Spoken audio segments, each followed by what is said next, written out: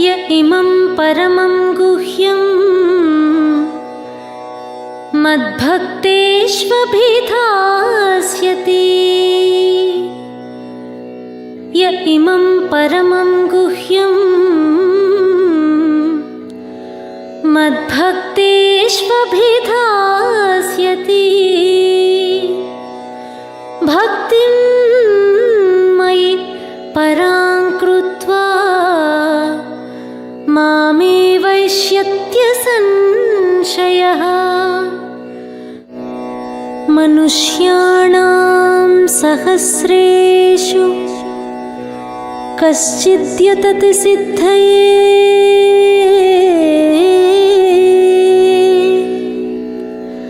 मनुष्याणां सहस्रेषु कश्चिद्यतति सिद्धये।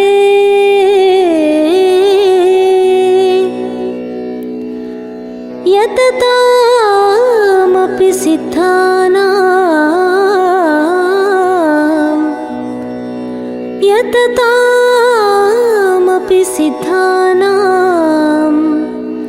कश्चिन्मां वेत्ति तत्त्वतः। कश्चिन्मां वेत्ति तत्त्वतः।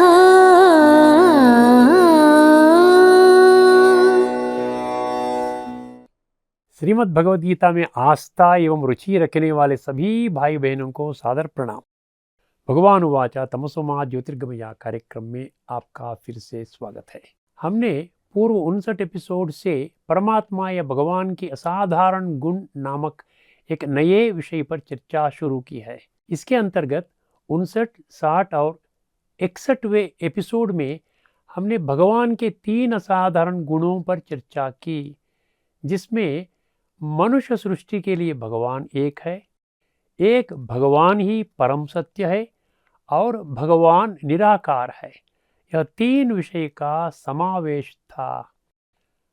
इन 3 टॉपिक्स पर हमने गीता द्वारा प्रकट किए गए 100% पूर्ण सबूतों के साथ गहन और विस्तृत रूप से पिछले 3 एपिसोड्स में चर्चा की है। इस एपिसोड में उसी विषय के अंतर्गत हम परमात्मा या भगवान के चौथे असाधारण गुण भगवान मनुष्य सृष्टि का एक ही पिता है, अर्थात God one supreme father of all souls पर चर्चा करने जा रहे हैं। इस विषय के महत्व को ध्यान में रखते हुए इस असाधारण गुणवत्ता को 2 एपिसोड्स में चर्चा किया जाएगा। ध्यान देना चाहिए।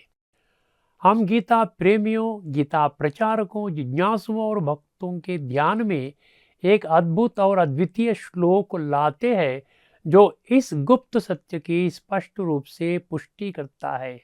वह 9वें अध्याय के 17वां श्लोक। पहले वे श्लोक सुने। पिताहमस्य जगतो माता धाता पितामहः। पिताहमस्य जगतो माता धाता पितामहः। वेद्यं पवित्रमोङ्कार, वेद्यं पवित्रमोङ्कार ऋक्सामयजुरेव च। वेद्यं पवित्रमोङ्कार ऋक्सामयजुरेव च।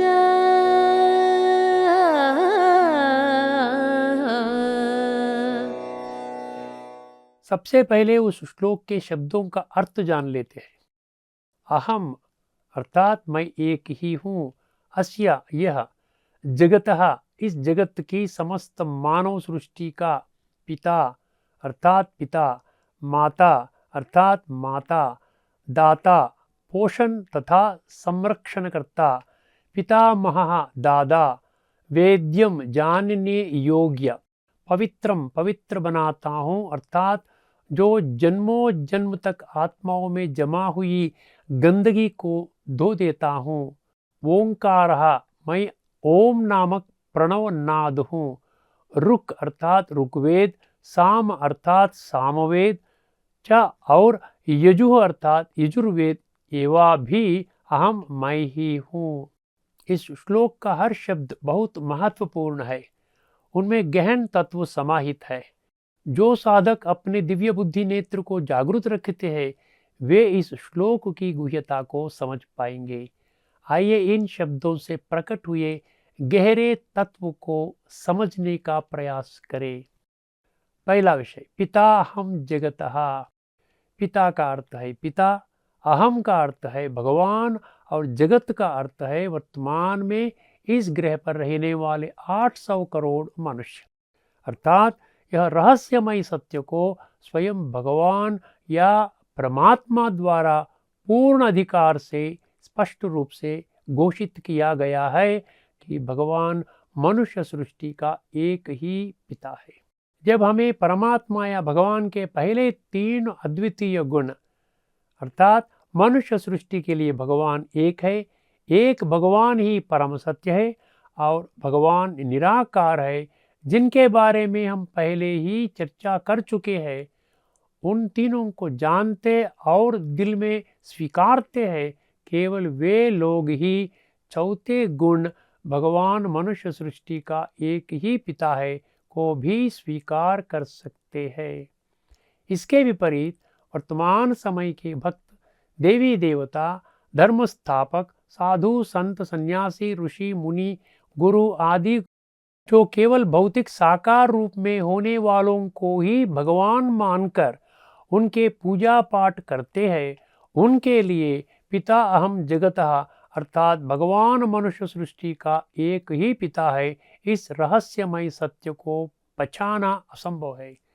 यदि पिता अहम जगतः इन 3 शब्दों को एकेडमिक फील्ड में बड़ी बड़ी डिग्रियां हासिल करने से या धार्मिक जगत में शास्त्र ज्ञान में माहिर बनने से नहीं, बल्कि सत्य, तर्क और साधारण व व्यवहारिक बुद्धि अर्थात truth, logic and common sense आधार पर समझा जाए तो कई अद्भुत रहस्य खुल जाएंगे।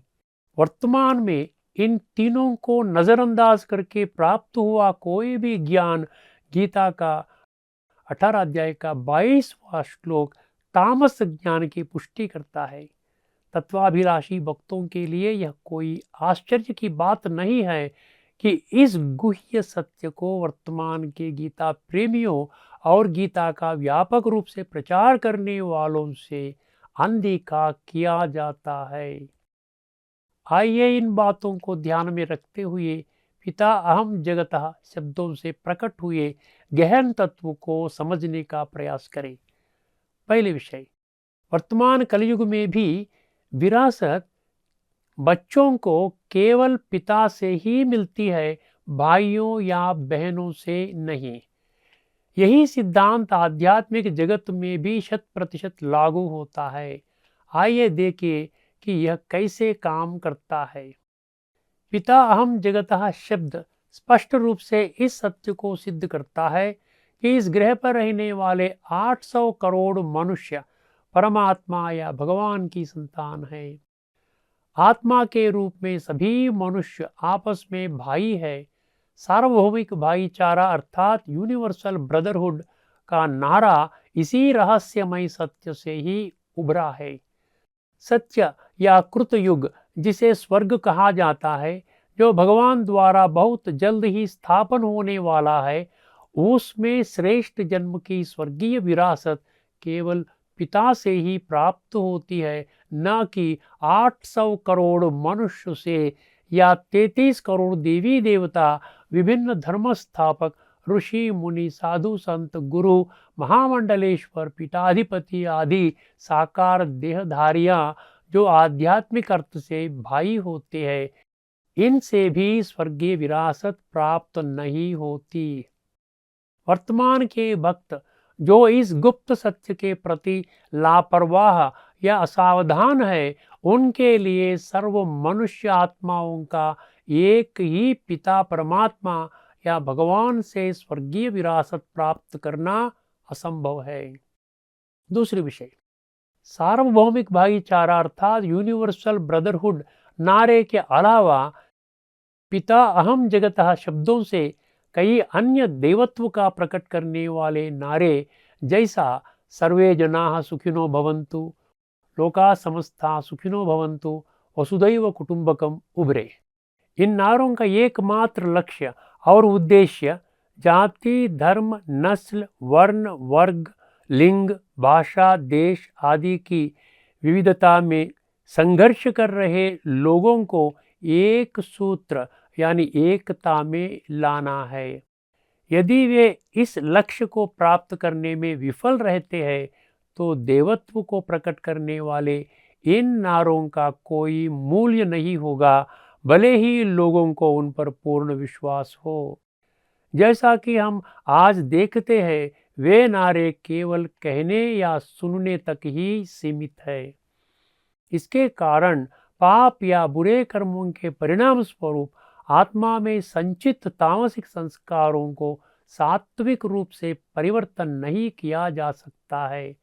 14वां अध्याय का 14वां श्लोक इस गुह्य सत्य को जोरदार ढंग से स्पष्ट करता है कि केवल वे ही जो सात्विक संस्कारों के साथ देह त्याग करते हैं शीघ्र ही आने वाले सतयुग में श्रेष्ठ जन्म लेने के पात्र होंगे। इस गुह्य एवं महत्वपूर्ण सत्य को कम से कम अब से तत्वाभिलाषी भक्तों को अवश्य पहचानना चाहिए। तीसरे विषय, विभिन्न जाति, नस्ल, धर्म, वर्ण, वर्ग, भाषा और देश से संबंधित वर्तमान समय के भक्त भी भगवान के लिए अपनी प्रार्थनाओं में यह भावना व्यक्त करते हैं कि सभी मानव जाति के लिए भगवान एकमात्र माता और पिता है।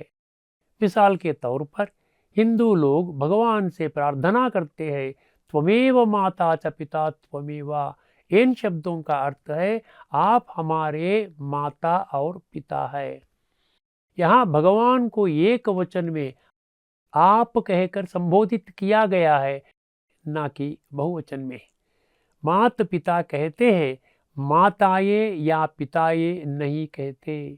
इसी प्रकार ईसाई धर्म के लोग भी परमात्मा या भगवान को हेवनली गॉड फादर कहकर संबोधित करते हैं, लेकिन हेवनली गॉड फादर्स जैसा बहुवचन में नहीं कहते। अर्थात ईसाई धर्म के लोग भी यह भावना व्यक्त करते हैं कि स्वर्ग की स्थापना करने वाला बाप एक ही है। अब आते हैं चौथी विषय पर। लेकिन आश्चर्यचकित करने वाली बात यह है कि हिंदू और ईसाई दोनों ही इस प्रकार की प्रार्थनाएं केवल अंधविश्वास के कारण एक कर्मकांड जैसा करते हैं, लेकिन वे भगवान के साथ माता पिता के रिश्ते की मिठास का अनुभव करने में असमर्थ है। आइए इसके कारण की जांच करें। ऐसा स्थिति का मूल कारण जो गीता समस्त मानव जाति से संबंधित एक ही आध्यात्मिक ग्रंथ है, जिसका पुष्टि 10वां अध्याय का 32वां श्लोक में अध्यात्म विद्या विद्यानाम पंक्ति से होती है, परंतु इस पहलू को पूरी तरह से नज़रअंदाज करके गीता को केवल एक धर्म से संबंधित धार्मिक पुस्तक के रूप में माना गया है। ऐसा मानने वाले बड़ी पैमाने में आज के भक्त को इस सत्य को पहचाना बहुत कठिन है कि भगवान मनुष्य सृष्टि का एक ही पिता है। 5वां विषय, पिता अहम जगतः अर्थात भगवान मनुष्य सृष्टि का एक ही पिता है, जो स्वयं भगवान पूर्ण अधिकार से स्पष्ट किया है। इस कथन को जो भक्त लोग स्वीकार करता है वे ही इस सत्य को समझ सकते हैं कि गीता द्वारा प्रकट पूर्ण आध्यात्मिक ज्ञान और विज्ञान अर्थात complete spiritual knowledge and wisdom केवल मेरे जीवन का उत्थान करने हेतु ही है। आप किसी भी हालत में इस सच्चाई को नज़रअंदाज नहीं कर सकते कि इसमें हम और आप भी शामिल है। अब आते हैं 6वां विषय। जिस प्रकार इस सांसारिक भौतिक जगत में वे बच्चे जो अपने माता पिता के बातों पर पूर्ण विश्वास रखते हुए उन बातों को आचरण में लाते हैं, वे बच्चे निस्संदेह अपने जीवन में उच्च स्थान प्राप्त कर लेते हैं।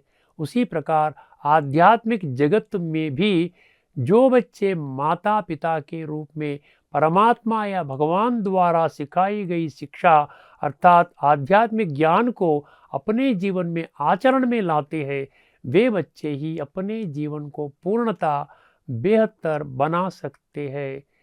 इसके विपरीत जो लोग सांसारिक, भौतिक या आध्यात्मिक जगत में अपने माता पिता के बातों की उपेक्षा या नज़रअंदाज करते हैं, वे अपना जीवन श्रेष्ठ या बेहतर नहीं बना सकते।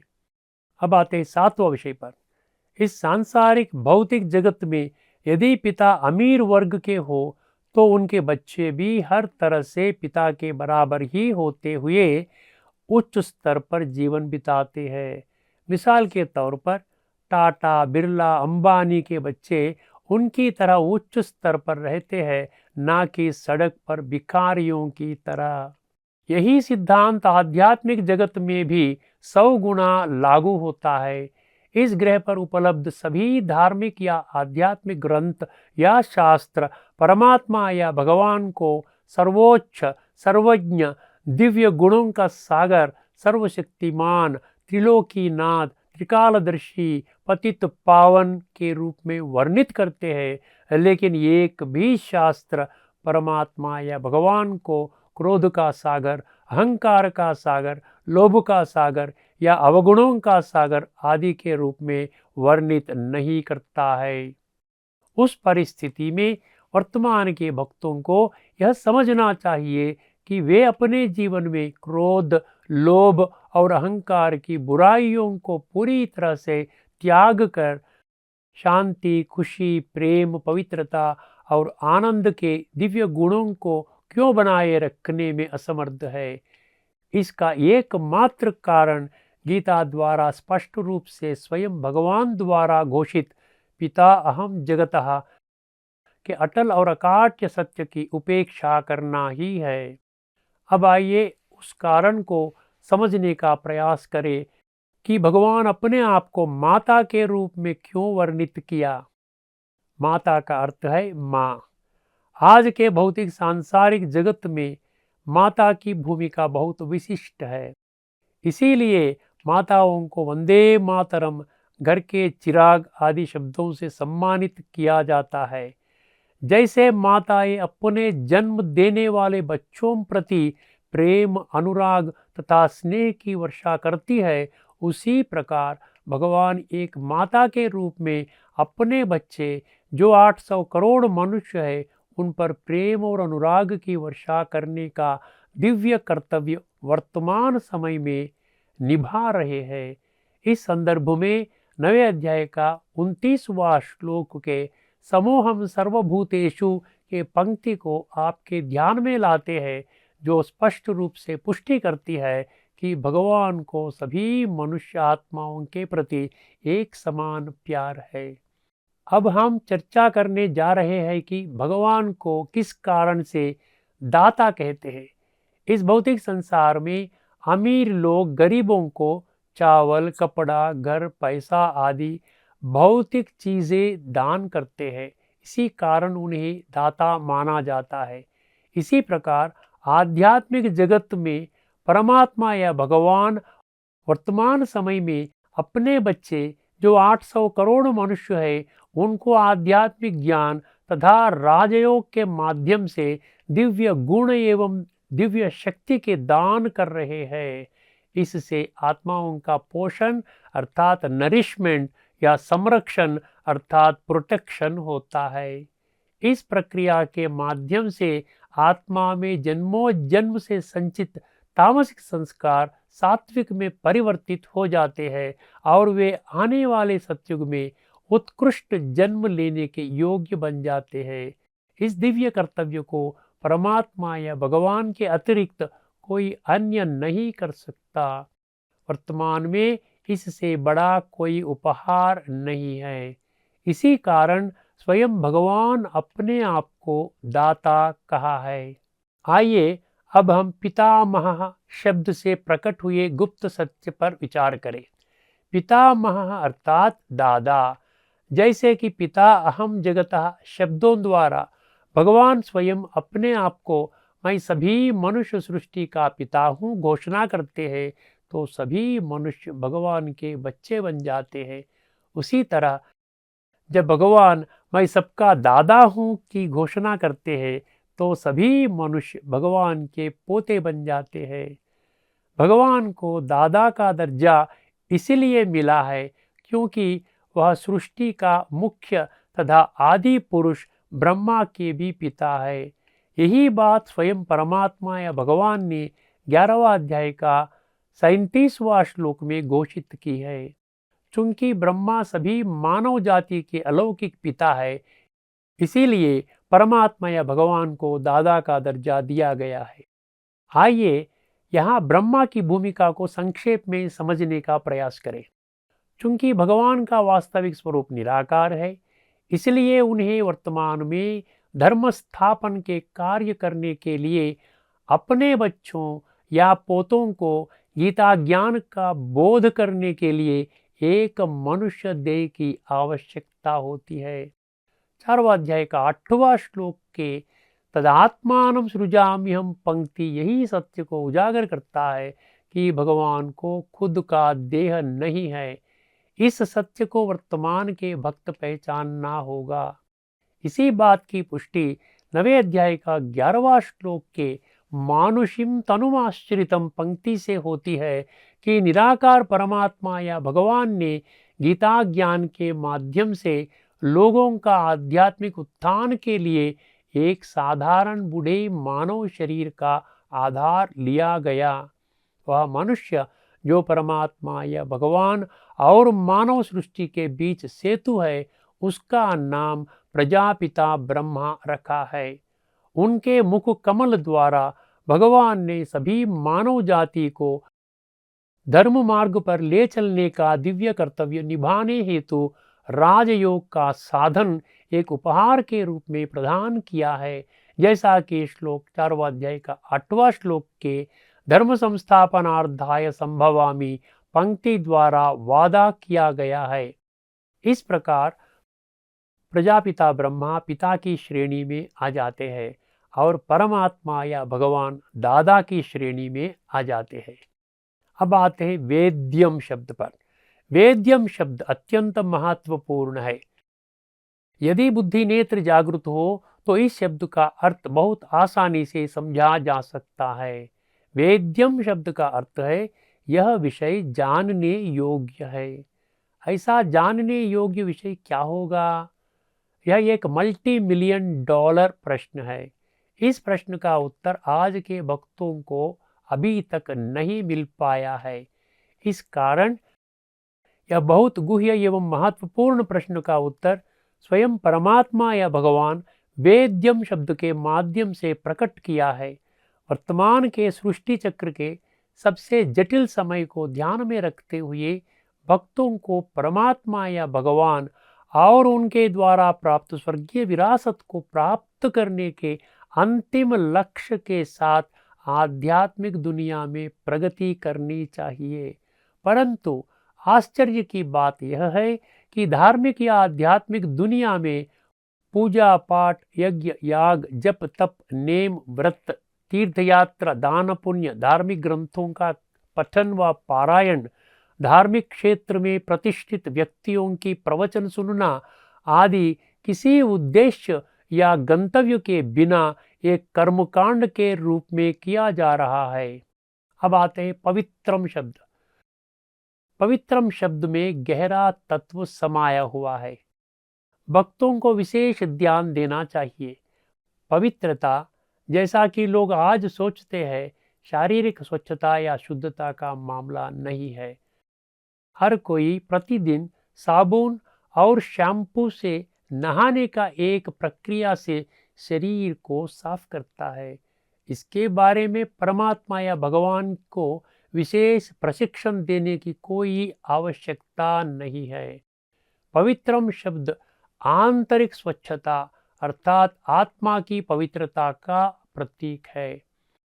Cleanliness is next to godliness, ऐसा एक कहावत प्रसिद्ध है। इसका अर्थ है कि आंतरिक स्वच्छता के बिना परमात्मा या भगवान के करीब नहीं आ सकते हैं। अर्थात आत्मशुद्धि से ही परमात्मा या भगवान को प्राप्त और अनुभूति कर सकते हैं। इस अवसर पर हम आपके ध्यान में कुछ और श्लोक लाते हैं जो आत्मशुद्धि के महत्व को प्रकट करते हैं। ध्यान देने विषय है 4वां अध्याय का 38वां श्लोक। आत्मा को शुद्ध करने के लिए गीता के ज्ञान से परे इस दुनिया में कोई अन्य ज्ञान नहीं है। 5वें अध्याय का 11वां श्लोक। वर्तमान समय में सभी मनुष्यों को शरीर, मन, बुद्धि और इंद्रियों का उपयोग केवल आत्मशुद्धि के लिए ही करना चाहिए। अब आते हैं 6वां अध्याय का 12वां श्लोक। इच्छा शक्ति और इंद्रियों को वश करके और एकाग्र मन से आत्मशुद्धि के लिए योग किया जाना चाहिए। 9वें अध्याय का 2 श्लोक। सूक्ष्मतम राजविद्या सभी विद्याओं में सर्वोत्तम है। उस शिक्षा के द्वारा ही आत्मशुद्धता प्राप्त की जा सकती है। 10वें अध्याय का 12वां श्लोक। अर्जुन उवाच। एक परमात्मा या भगवान ही सदा के लिए परम पवित्र अर्थात एवर प्योर है। इसी कारण उनके अलावा और किसी में भी आत्मा को शुद्ध करने की क्षमता नहीं होती है। आत्मशुद्धि की प्रक्रिया से ही आत्माओं में जन्म जन्मांतर से संचित तामसिक संस्कार सात्विक बन सकते हैं। यह केवल गीता द्वारा बताए गए राजयोग के अभ्यास से ही संभव है। इस गुप्त सत्य को गीता प्रेमियों कम से कम अभी से पहचानना चाहिए। अब आते हैं ओंकार। यद्यपि वर्तमान आध्यात्मिक या धार्मिक जगत में ओंकार शब्द को व्यापक रूप से उपयोग किया जाता है, लेकिन इसका सही और सटीक अर्थ अब तक कोई नहीं समझ पाया है। आइए समझने की कोशिश करें। इस श्लोक में ओंकार शब्द यह स्पष्ट रूप से स्पष्ट करता है कि केवल परमात्मा या भगवान ही ओंकार स्वरूप है। गीता के कुछ अन्य श्लोक इस सत्य की स्पष्ट पुष्टि करते हैं। आइए समझने की कोशिश करें। 17वें अध्याय के 23वां श्लोक यह स्पष्ट किया गया है कि ओम तत् सत 3 नाम विशेष रूप से सर्व मनुष्य सृष्टि के पिता एक परमात्मा या भगवान के लिए ही आरक्षित है। इस कारण भक्तों को उन 3 नामों में से एक ओम शब्द को भगवान का नाम कम से कम अब से समझना चाहिए। 7वें अध्याय का 8वां श्लोक। मैं सभी वेदों में ओंकार हूँ। 8वें अध्याय का 13वां श्लोक। जो लोग भगवान के ओंकार रूप का ध्यान करते हुए देह का त्याग करते हैं वे परम गति प्राप्त करेंगे। 10वें अध्याय का 25वां श्लोक। मैं विभिन्न ध्वनियों में एकाक्षर ओंकार हूँ। 17 अध्याय का 24वां श्लोक। यज्ञ, दान और तपस्या सदैव ओम ध्वनि के उच्चारण से शुरू होते हैं। अब आते हैं रुक् साम यजुरेवच शब्दों का अर्थ। वर्तमान धार्मिक जगत में वेदों का अत्यधिक महत्व है, परंतु आश्चर्य की बात यह है कि जहाँ तक वेदों से संबंधित है आज के भक्तगण 2 विषयों पर स्पष्टता प्राप्त नहीं कर पाए हैं। वे 2 विषय क्या है? पहला विषय वेदों के रचता कौन है और दूसरा विषय सर्व वेदों का सार क्या है। रुक् साम यजुरेवच इन शब्दों का अर्थ है मैं ही ऋग्वेद हूँ, मैं ही सामवेद हूँ तथा मैं ही यजुर्वेद हूँ। इससे स्पष्ट होता है कि वेदों का रचता एक परमात्मा या भगवान ही है। इसलिए सभी वेदों का सार एक परमात्मा या भगवान जो मनुष्य सृष्टि का एक ही पिता है उनको पहचान कर उनके द्वारा बताए गए मार्ग पर चलना है। यही सत्य स्वयं भगवान रुक् साम यजुरेवच शब्दों के माध्यम से स्पष्ट किया है। वेदों का जिक्र गीता के इस एक श्लोक में ही नहीं बल्कि कई अन्य श्लोकों में भी मिलता है। आइए आने वाले दिनों में एक अलग एपिसोड में वेद तथा गीता के बीच के अटूट संबंध पर विस्तृत रूप से चर्चा करेंगे। इस व्यापक चर्चा से हम इस श्लोक द्वारा प्रकट किए गए गहन तत्व को आसानी से समझ सकते हैं। श्रद्धापूर्वक समझने की कोशिश कीजिए। भगवान उवाच, इस वर्तमान दुनिया में मैं परमात्मा या भगवान सर्व मनुष्य सृष्टि का एकमात्र पिता, माता, पोषक या संरक्षक और दादा भी हूँ। मैं आध्यात्मिक ज्ञान और राजयोग का माध्यम से अशुद्ध मनुष्य आत्माओं का शुद्धिकरण करने वाला भी हूँ। सभी धार्मिक और आध्यात्मिक ज्ञान का लक्ष्य केवल मेरे अस्तित्व को जानना है। मैं प्रणवनाद ओंकार हूँ। मैं ऋग्वेद, सामवेद और यजुर्वेद भी हूँ। परमात्मा या भगवान के असाधारण गुणों के मुख्य विषय के अंतर्गत इस एपिसोड में हम परमात्मा या भगवान के चौथे असाधारण गुण भगवान मनुष्य सृष्टि का एक ही पिता है पर चर्चा यही समाप्त करते हैं। आगामी एपिसोड में दूसरा भाग के रूप में हम एक और अद्भुत श्लोक द्वारा प्रकट गहन तत्व पर चर्चा करने जा रहे हैं जो स्पष्ट रूप से उसी गुणवत्ता का समर्थन करता है। तब तक के लिए सभी को नमस्कार। लोका समस्ता सुखिनो भवन्तु। ओम शांति।